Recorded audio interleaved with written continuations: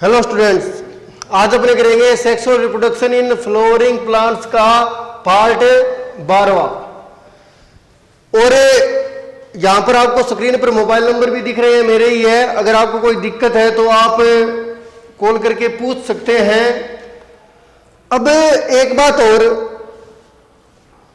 कई स्टूडेंट को ये लग सकता है कि ये जो लेसन है ठीक आपके किताब के अकॉर्डिंग नहीं है, ठीक, क्योंकि आप किताब जब उठाओगे उसमें आप चैप्टर देखोगे, ठीक है, तो आपको लग सकता है कि ये लेसन कहां पर है।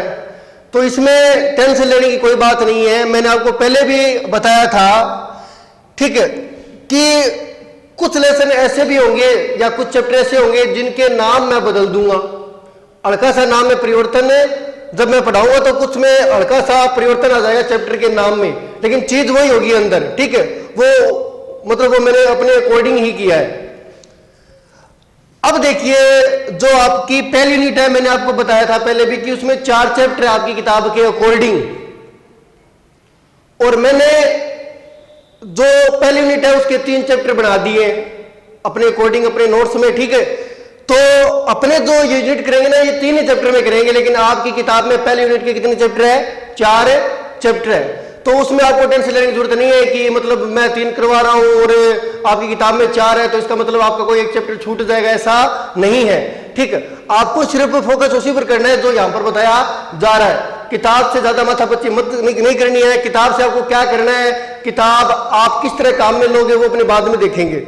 अभी आपको सिर्फ जो यहां पर पढ़ाया जा रहा है उसी पर फोकस करना है, और वो आपके सिलेबस के अकॉर्डिंग ही है, ठीक है। तो मैंने आपको बता दिया कि आपकी किताब में तो 4 चैप्टर है, पहले यूनिट के मैंने 3 कर दिए, और जब 3 किए तो उनका सीक्वेंस जो है ना वो भी थोड़ा मैंने आगे पीछे कर दिया अपने अकॉर्डिंग, ताकि आपको समझने में ज्यादा आसानी हो। तो अपने बात करेंगे 12वें पार्ट की, और अपना जो टॉपिक है वो है structure of megasporangium.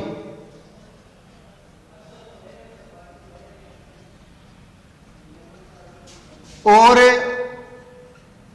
Ovule. Megasporangium यानी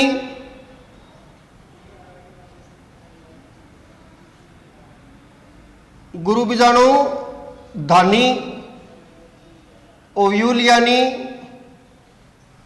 बीजांड। तो मेगास्पोरेंजियम कह लो, ओव्यूल कह लो, एक ही बात है। गुरु बीजाणु धानी कह लो या बीजांड कह लो, एक ही बात है। बीजांड या गुरु बीजाणु धानी का मतलब यहां पर क्या है?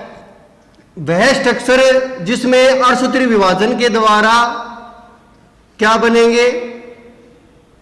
गुरु बीजाणु। जिस स्ट्रक्चर में अर्धसूत्री विभाजन के द्वारा गुरु बीजाणु बनते हैं उसको अपने गुरु बीजाणु धानी या बीजांड कहते हैं, ठीक है। जैसे अपने पहले भी क्या था कि लघु बीजाणु धानी जो होते हैं उसमें लघु बीजाणु बनते हैं, उसी प्रकार गुरु बीजाणु धानी में गुरु बीजाणु बनेंगे। गुरु बीजाणु धानी को अपने बीजांड भी कहते हैं। तो अपने बात करेंगे संरचना की। देखिए, मैं जो ओव्यूल है उसकी 2 स्ट्रक्चर बनाऊंगा। एक तो होगा यंग ओव्यूल, दूसरा मैच्योर ओव्यूल। तो अपने पहले यंग की बात करेंगे, फिर मैच्योर की करेंगे।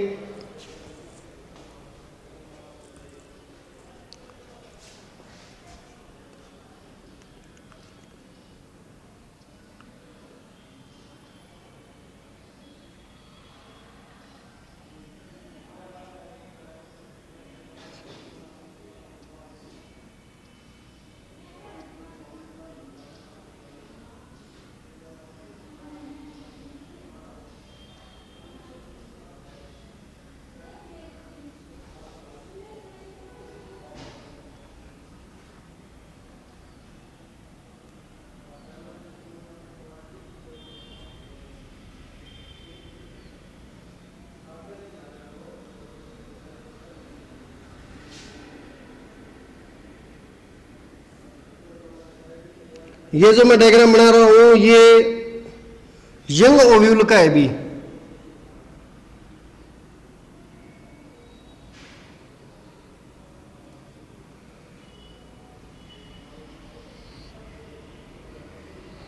ये जो डायग्राम है ये यंग ओव्यूल का है। Young ovule. ठीक है,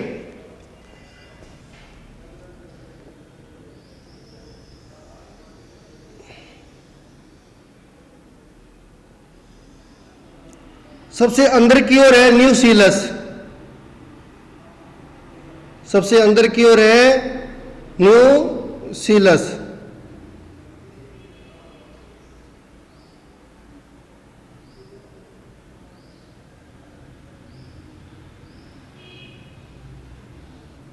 ये न्यूसीलस की कोशिकाएं बना रहा हूं मैं। न्यूसीलस को हिंदी में कहते हैं बीजांड काई।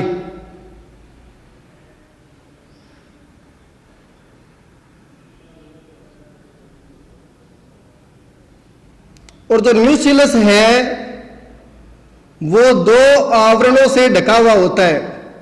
न्यूसीलस दो आवरणों से ढका होता है जिनको कहते हैं इंटेगुमेंट। तो ये यंग ओव्यूल है, ये अपना न्यूसीलस, हिंदी में कहते हैं बीजांड काई।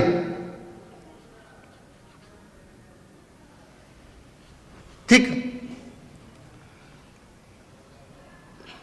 ये आउटर इंटेगुमेंट,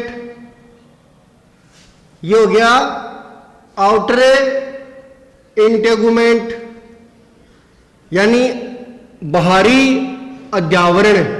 इंटेगुमेंट को कहते हैं अध्यावरण, बाहरी अध्यावरण। ये इनर इंटेगुमेंट आंतरिक अध्यावरण है। ये जो आपको छिद्र जैसी स्ट्रक्चर दिखाई दे रही है ये है माइक्रोपाइल। माइक्रोपाइल हिंदी में कहते हैं बीजांड द्वार।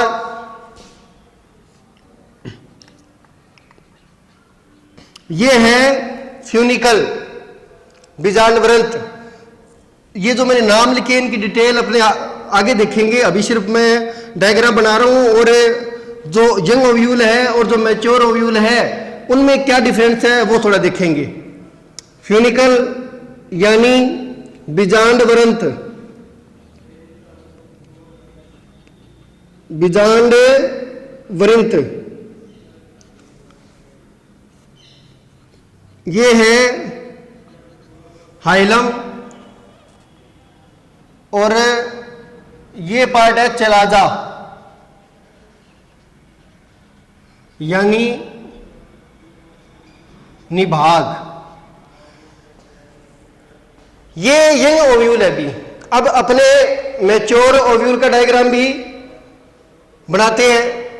ठीक, और अपने जो डिटेल पढ़ेंगे ना, यानी मेगास्पोरेंजियम या जो बीजांड की संरचना की अपनी बात कर रहे हैं तो संरचना करेंगे जो मैच्योर ओव्यूल है, परिपक्व जो बीजांड है ना उसकी अपनी डिटेल करेंगे।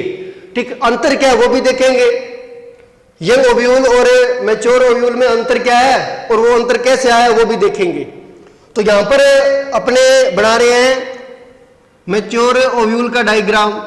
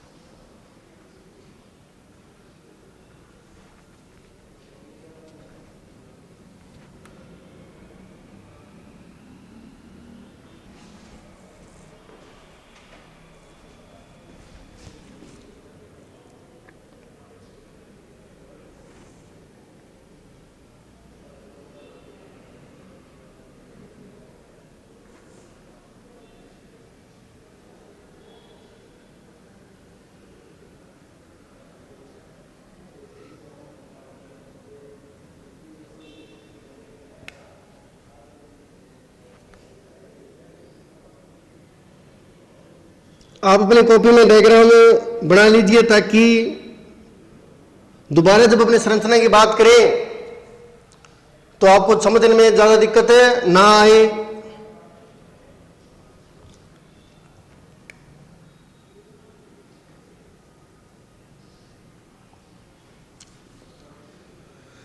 देखिए यहां पर जो सबसे सेंटर में मैं बना रहा हूं ना, सबसे सेंटर में जो मैंने रेड कलर में दिखाया है, ठीक है, एकदम रेड तो नहीं है,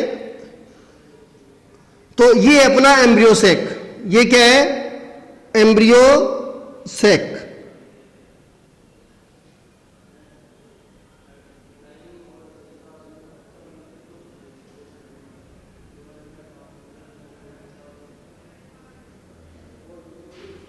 जो रेड कलर में है वो सबसे अंदर की ओर जो है वो है एम्ब्रियो सेक।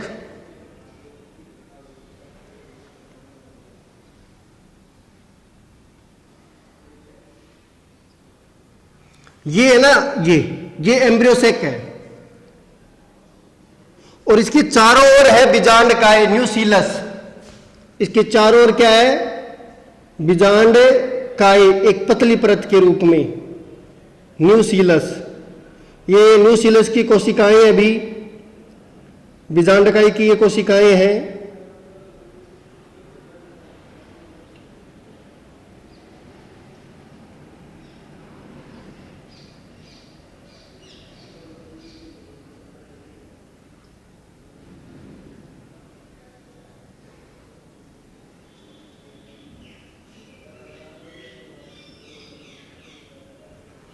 और फिर वही बाहरी अध्यावरण और आंतरिक अध्यावरण।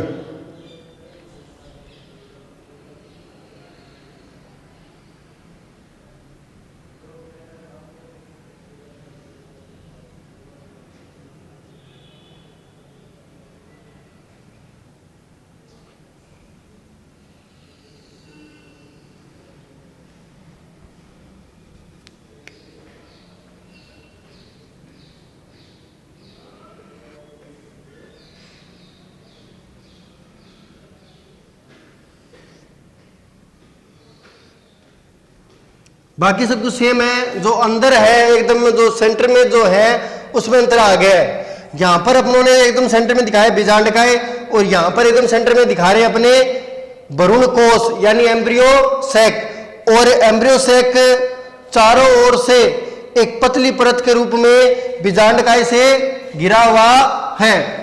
तो देखिए एकदम सेंटर में ये हो गया अपना एम्ब्रियो सेक।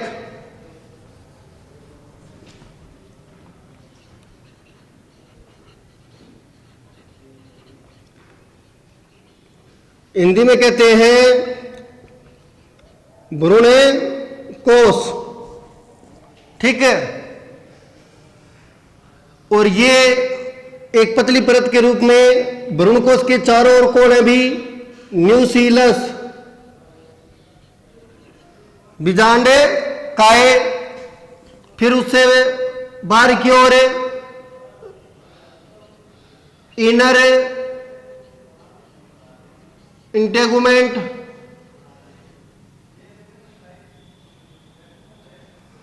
और फिर बाहर आउटर इंटेगुमेंट,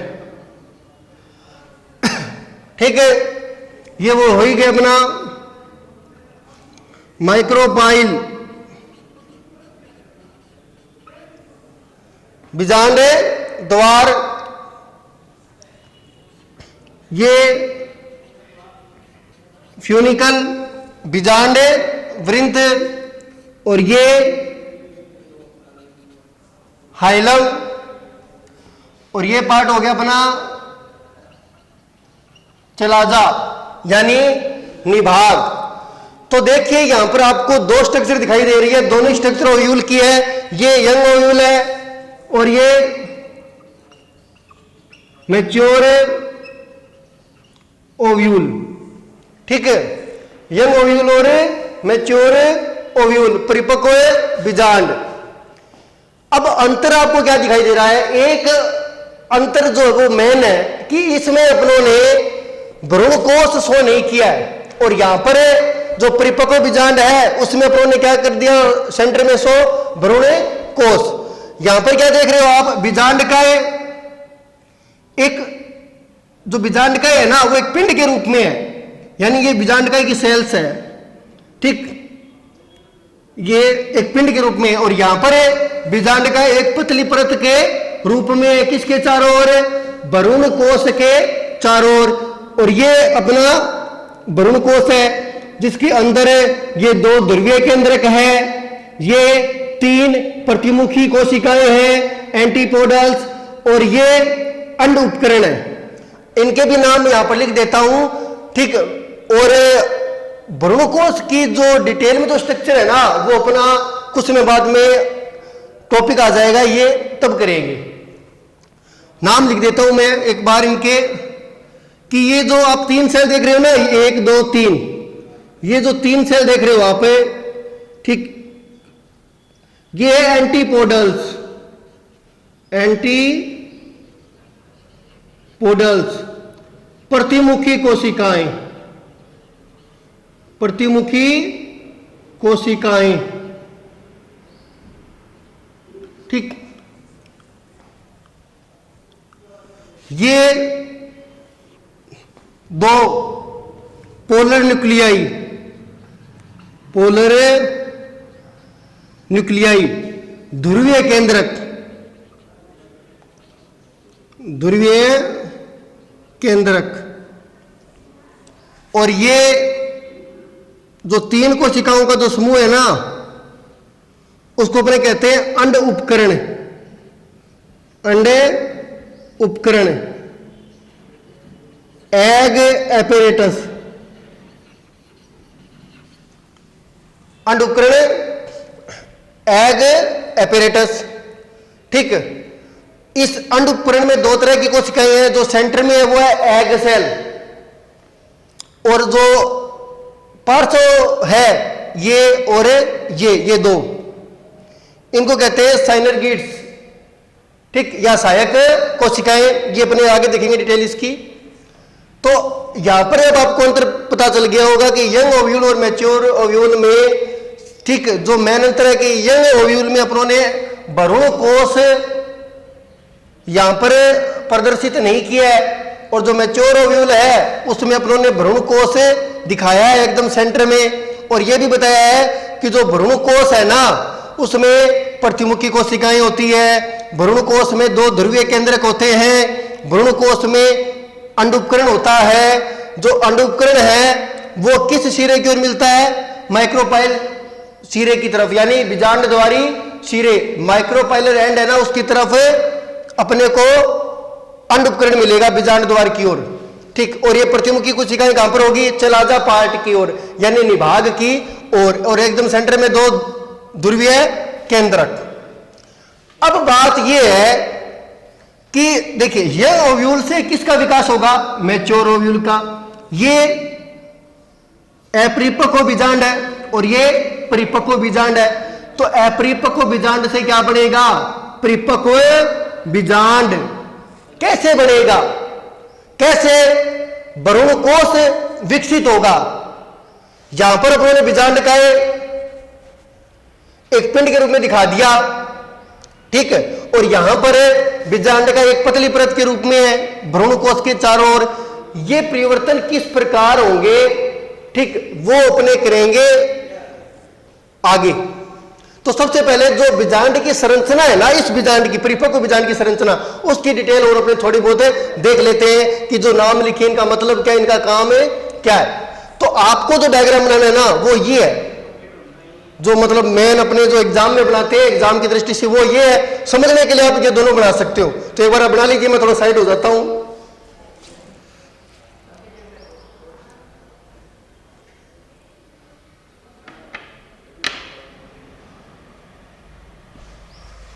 अब मैं ये जो डायग्राम है वो साफ कर रहा हूं।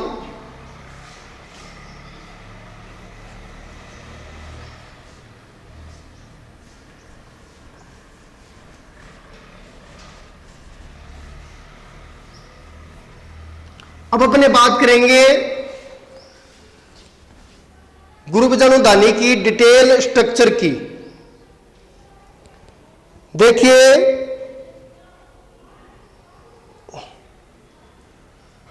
पुष्पीय पौधों में बीजांड एक सहवृत संरचना होती है।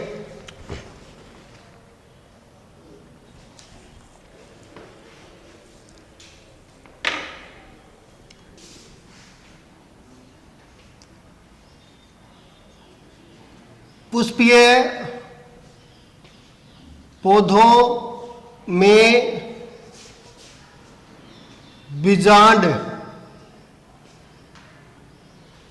एक सहवृत संरचना होती है। सहवृत का मतलब ये जो आप देख रहे हो ना, ये जो स्ट्रक्चर है ये वृंत है, वृंत। और वृंत है तो सहवृत यानी फ्यूनिकल, ठीक, फ्यूनिकल। और ये जो वृंत है यानी जो फ्यूनिकल है ना, इसी की सहायता से बीजांड अंडाशय से जुड़ा रहता है। तो पहली बात क्या है कि पुष्पीय पौधों में बीजांड एक सहवृत संरचना होती है। और एक बात और की, तो बीजांड है ना, निषेचन के बाद में बीज में परिवर्तित हो जाता है, बीज में परिवर्तित हो जाता है, बीज में परिवर्तित हो जाता है। अब देखिए अपने बात करते हैं संरचनात्मक रूप से, यानी हिंदी में लिख देता हूं, चलो मैं, संरचनात्मक रूप से बीजांड के निम्न भाग होते हैं, बीजांड के निम्न भाग होते हैं। तो पहला जो भाग है वो है फ्यूनिकल। नंबर 1 जो है ना वो है फ्यूनिकल, हिंदी में बीजांड वृंत, बीजांड वृंत। नंबर 2 इंटेगुमेंट्स यानी अध्यावरण।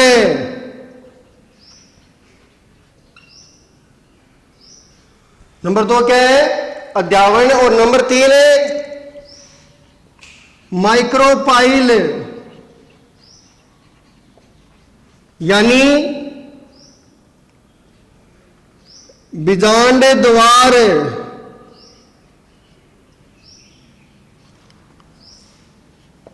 और नंबर 4 क्या है भी? न्यूसीलस, न्यूसीलस बीजांड काहे।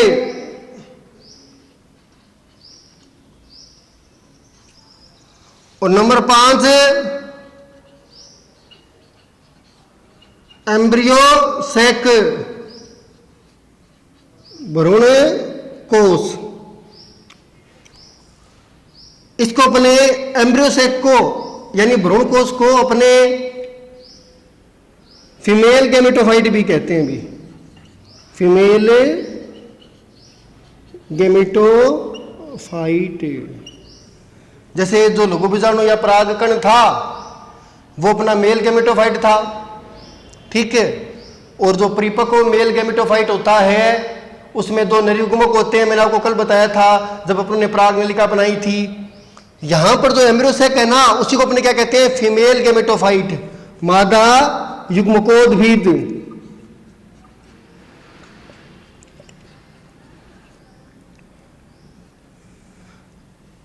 तो मादा युग्मकोद्भिद क्यों कहते हैं ये तो मैंने आपको पहले भी बताया था।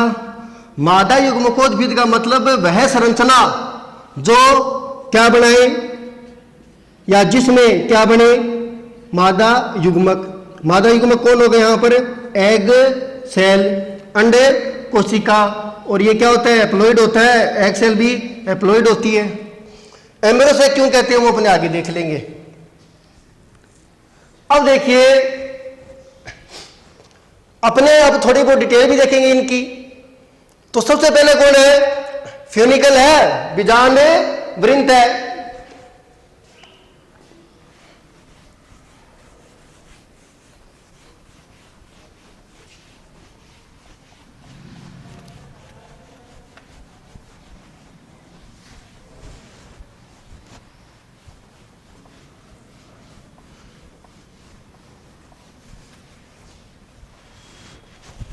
तो सबसे पहले है बीजांड वृंत, फ्यूनिकल। देखिए बीजांड जो है, बीजांड बीजांड एक वृंत जैसी संरचना के द्वारा, एक वृंत मतलब डंडे जैसी, इस प्रकार से बीजांड एक वृंत जैसी संरचना के द्वारा अंडाशय से जुड़ा रहता है, जिसे अपने कहते हैं बीजांड वृंत या फ्यूनिकल। ठीक है। अब देखिए बीजांड वृंत, बीजांड वृंत जिस स्थान पर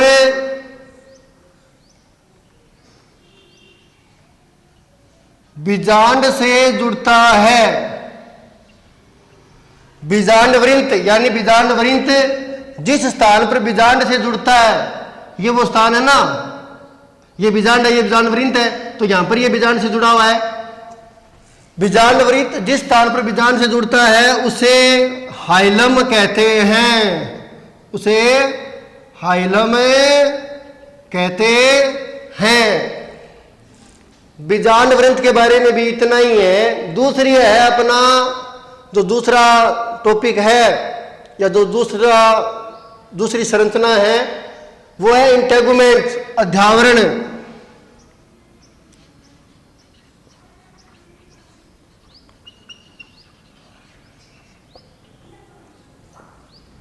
इंटेगुमेंट से अध्यावरण। ठीक है। देखिए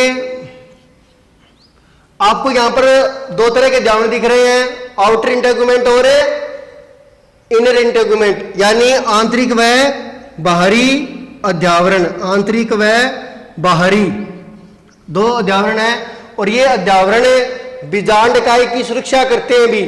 ये जो अध्यावरण है, ठीक है, ये बीजांड इकाई की यानी जो न्यूक्लियस है या जो अंदर एकदम सेंटर में जो भ्रूण कोश है उसकी सुरक्षा करते हैं।